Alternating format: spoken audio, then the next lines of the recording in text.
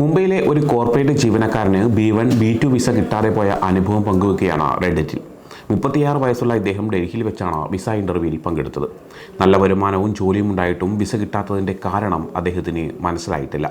ഒരു വലിയ real estate കമ്പനിയിലെ സീനിയർ ബ്രാൻഡ് മാനേജറാണ് ഇദ്ദേഹം. അദ്ദേഹത്തിൻ്റെ വാർഷിക വരുമാനം 20 ലക്ഷം രൂപയാണ്. വിസ ഇൻ്റർവ്യൂവിന് വേണ്ടി നന്നായി തയ്യാറെടുത്തിരുന്നു. അതിനായി ChatGPT പോലുള്ള AI ടൂളുകളുടെ സഹായം തേടി. ChatGPT എൻ്റെ വിസ കിട്ടാനുള്ള സാധ്യത 80 മുതൽ 90% വരെ പ്രവചിച്ചു. എനിക്ക് നല്ല ആത്മവിശ്വാസമുണ്ടായിരുന്നു. എൻ്റെ പ്രൊഫൈൽ വളരെ നല്ലതാണ് എന്നാണ് അദ്ദേഹം റെഡിറ്റിൽ എഴുതിയത്. US എംബസിയിൽ രാവിലെ 10:40 ഇൻ്റർവ്യൂ. എന്നാൽ അദ്ദേഹം 10 മണിക്ക് തന്നെ അവിടെ എത്തി. 1 മണിക്കൂർ അദ്ദേഹം വെയിലത്ത് കാത്തു നിന്നു. വൈകിയെത്തിയവരെ അകത്തേക്ക് പ്രവേശിപ്പിച്ചു. എന്നാൽ നേരത്തെ എത്തിയവരെ അനുവദിച്ചില്ലെന്നും അദ്ദേഹം പറയുന്നുണ്ട്. സെപ്റ്റംബർ 19 മുതൽ 29 വരെ ന്യൂയോർക്ക്, ഫിലാഡൽഫിയ, വാഷിംഗ്ടൺ DC എന്നീ സ്ഥലങ്ങൾ സന്ദർശിക്കാനും ടെക്സസിലുള്ള ഒരു കസിനെ കാണാനും പോകാനാണ് അദ്ദേഹം പദ്ധതിയിട്ടത്. എന്നാൽ DS 160 ഫോമിൽ ടെക്സസ് മാത്രമാണ് സ്ഥലമായി കൊടുത്തത്. യാത്രാ തീയതികൾ പഴയതായിരുന്നു. ഇതൊക്കെ ചെറിയ തെറ്റുകളാണെന്നാണ് അദ്ദേഹം കരുതിയത്. മുമ്പ് UAE, തുർക്കി, ഒമാൻ, തായ്ലാൻഡ് എന്നീ രാജ്യങ്ങൾ സന്ദർശിച്ചിട്ടുണ്ടെന്ന് അദ്ദേഹം പറഞ്ഞിരുന്നു. ഇതൊക്കെ കേട്ടതിന് ശേഷം വിസ അനുവദിക്കാൻ കഴിയില്ലെന്ന് ഉദ്യോഗസ്ഥർ അറിയിച്ചു. വീണ്ടും അപേക്ഷിക്കാമെന്നും പറഞ്ഞു. ഈ പോസ്റ്റിന് താഴെ പലരും അഭിപ്രായങ്ങൾ രേഖപ്പെടുത്തുന്നുണ്ട്. ഒരാൾ ചോദിച്ചത്, എന്തിനാണ് ആളുകൾ ChatGPTയെ വിശ്വസിച്ച് അവരുടെ സാധ്യതകൾ അറിയുന്നത്?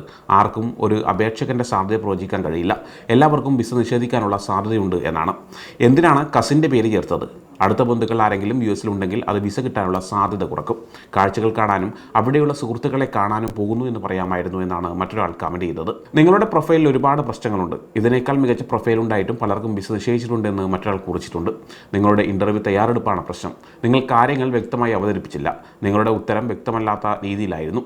ഉത്തരങ്ങൾ തയ്യാറാക്കാൻ ChatGPTയെ ഉപയോഗിക്കാമായിരുന്നു, അല്ലാതെ ശതമാനം അറിയാനല്ല ഉപയോഗിക്കേണ്ടത് എന്നാണ് മറ്റൊരാൾ എഴുതിയിരിക്കുന്നത്. ഇമിഗ്രേഷൻ ആൻഡ് നാഷണാലിറ്റി ആക്ടിലെ സെക്ഷൻ 214B ആണ് വിസ നിഷേധിക്കാനുള്ള പ്രധാന കാരണം. ഈ നിയമം അനുസരിച്ച് അപേക്ഷകർ ചില കാര്യങ്ങൾ തെളിയിക്കണം. ഒന്നാമതായി, ജന്മനാടുമായുള്ള ശക്തമായ ബന്ധം. താൽക്കാലിക സന്ദർശനത്തിന് ശേഷം അപേക്ഷകൻ തിരികെ വരാൻ സാധ്യതയുണ്ടെന്ന് തെളിയിക്കുന്ന രേഖകൾ. മറ്റൊന്ന്, യാത്രയുടെ വ്യക്തമായ ഉദ്ദേശം. ടൂറിസ്റ്റ് വിസയിൽ വരുന്നത് കൊണ്ടുള്ള കാര്യങ്ങൾ വ്യക്തമാക്കിയിരിക്കണം. മറ്റൊരു കാര്യം സാമ്പത്തിക സ്ഥിരതയാണ്. നാട്ടിലേക്ക് മടങ്ങാൻ ആവശ്യമായ പണവും സാമ്പത്തിക സാഹചര്യവും ഉണ്ടായിരിക്കണം. പെട്ടെന്നുള്ള വിസ നിരസിക്കാൻ കാരണമാകുന്ന ചില കാര്യങ്ങളുണ്ട്. ആദ്യമായി, വികസിത രാജ്യങ്ങളിലേക്ക് യാത്ര ചെയ്യുന്നവരെ കൂടുതൽ ശ്രദ്ധിക്കും. കാമുകനോ കാമുകിയോ ഉണ്ടെങ്കിൽ അവിടെ സ്ഥിരതാമസമാക്കാൻ സാധ്യതയുണ്ടെന്നാണ് കരുതുക. തിരികെ വരാൻ മതിയായ കാരണങ്ങളില്ലെങ്കിൽ, പ്രായമില്ലാത്ത അവിവാഹിതരായ അപേക്ഷകർ വിസ കാലാവധി കഴിഞ്ഞും അവിടെ താമസിക്കാൻ സാധ്യതയുണ്ടെന്നാണ് കരുതുക. ഫോമിലെ വിവരങ്ങളും ഇൻ്റർവ്യൂവിലെ ഉത്തരങ്ങളും തമ്മിൽ വ്യത്യാസമുണ്ടെങ്കിലും പ്രശ്നമാണ്. എവിടെയൊക്കെ പോകുന്നു, എപ്പോഴൊക്കെ പോകുന്നു എന്നതിനെക്കുറിച്ച് വ്യക്തത ഇല്ലാത്തതും വിസ നിരസിക്കാൻ കാരണമാകും. ജോലി, സ്വത്ത്, കുടുംബ ബന്ധങ്ങൾ എന്നിവ തെളിയിക്കുന്ന രേഖകളില്ലാത്തതും വിസ നിരസിക്കാനുള്ള കാരണമാണ്.